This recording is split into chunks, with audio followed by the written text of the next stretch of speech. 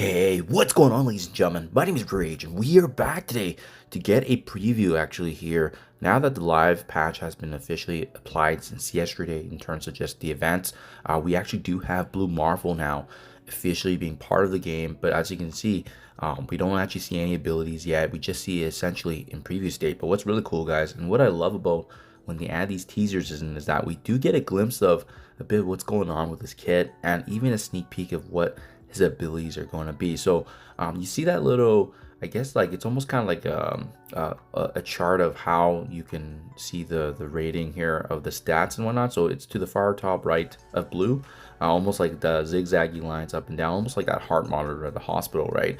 But you can see here, guys, this is what's happening for Blue Marvel here. A brilliant scientist turned living antimatter reactor, Adam Brashear channels cosmic energy to deliver devastating blows. As one of Earth's most powerful champions, he brings unmatched resilience and can also remove powerful effects from enemies in any battle. So obviously, you know, somewhat vague in terms of the details, but what I was able to do was take a look at some of the other kits and details, kind of similar to what we've seen with Blue Marvel, so we can almost make some inferences about what his kit is going to be like in terms of just what's already said here as a preview, guys. So again, speculative, but there's some pretty good information here in this little bit of verbiage, because usually they try to capture the character's entirety in a nutshell, and we'll do some examples so that way you can kind of see the comparison of Blue Marvel versus other characters. But there's some keywords that they use here, which is really nice. And I also want to point this out too, guys. If we scroll down too, what I really like is the fact that he is actually at a 132 speed. For those of you who are unaware, 132 speed, that ranks him easily in the top 5, top 10 in the game. So I really like that, because it's going to give us a lot of versatility in terms of what he can do in different game modes. And that's why I like the fact that they've also pointed this out, right? He can bring unmatched resilience and remove powerful effects that from enemies in any battle. So it sounds like he's going to be plug and play in all game modes, right? And on the statistics anyways, for speed, he does rank number 8 out of all the characters, but he is tied with characters like Black Cat, you know, Songbird. They're also at 132. The only characters faster than Blue Marvel right now from a raw speed is Superior Spider-Man, Red Hulk. We have Black Panther Shuri, Ronin, Yo-Yo, and then Black Widow. So I mean, there's not that many characters faster than him, which is really cool, guys. But let's talk about a bit more of his kit. I was able to go through and take a look at some of the previews and other characters that have the word devastate, right? Because this is a pretty big word here, guys. Cosmic energy to deliver devastating blows, and one of the big ones to me is Odin, for sure. Because if you think about when he has that ultimate where all his charges get removed, he actually has a pretty devastating ultimate ability that's going to allow for blind and piercing, right? And funny enough, guys, if we take out a look at Odin's preview here, he also has kind of a similar verbiage here.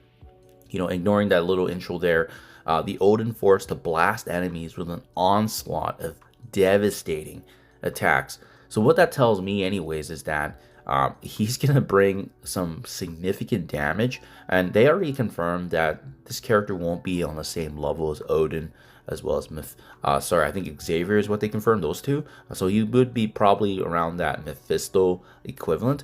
But the fact that they use that word only a few times in some certain character kits suggests that he's going to bring in some very powerful damage, especially from those attacks that we mentioned in all game modes. And then sure enough, I did also check the statistics here, so it's not accurate here, because obviously he's not statistically built up his damage here, but I did check that on the website as well, because his kit and details have his statistics have been fully added onto the Marvel Strike Force website, and he is actually number 7 right now out of all the characters in Marvel Strike Force. I mean, characters better than him include Hobgoblin, Franklin Richards, Invisible Woman, Odin, as well as Xavier. So he is going to be right around that front. They said he's not going to be the same level, but he looks like he's just around the same kind of comparative point as them, which is really cool to see. Even characters like Franklin Richards, they don't really use the word devastate, because you think about Franklin, right? He's more of a controller. You know, he locks the battlefield to suppress enemy strategies and hinders enemies with negative status buffs that shut down their ability to influence the fight. So, and that's very accurate, because obviously we know Franklin, he doesn't really bring in damage. He's more so just making sure that he mitigates and obviously controls the match. So you want to think about characters that do a lot of damage, and that's what I was taking a look at. Professor Xavier, he was another one I was interested in, because obviously we know he has very strong potency, but he does command the mutants, and as well as it talks more about his telepathic powers as opposed to what he can actually do. But we already know he's the most powerful character in the game right now. So what the other interesting point I did want to bring up to you guys that I wanted to do a bit of research on was the second part, which was removing powerful effects from enemies in any battle. So this made me think about characters like Silver Sable, characters like Doctor Strange, Thanos Endgame, because as you guys know, they can remove some of the most powerful effects in the game, right? If you think about characters like Silver Sable, her ultimate Flash and Clear, she can attack all the enemies, and as well as on top of that, she also takes away the majority of the buffs here, right? So this is kind of what I was looking for in terms of, is there a potential that she can also that he can also do that, right? But it's not clear. If you look at the details, you know, Silver Sable uses her father's training and weapons to control the enemy's statuses and help her and allies fight with fury speed, which is fair. I think that is a great description, but it doesn't talk about how she can, you know, how it aligns with removing effects. Doctor Strange, this one was interesting because this one does actually talk about Sorcerer Supreme and versatile healer with the ability to remove effects from friends and foes. So I was thinking, oh, hey, this is actually kind of similar to what Blue Marvel had in line with his description, removing effects, but, you know, obviously not the most powerful, right? That's a pretty key word that they use, powerful, right? So we do take a look at Doctor Stranger, and as you guys know, if you're familiar with using him on the Astral team, he does flip all pauses into negative effects.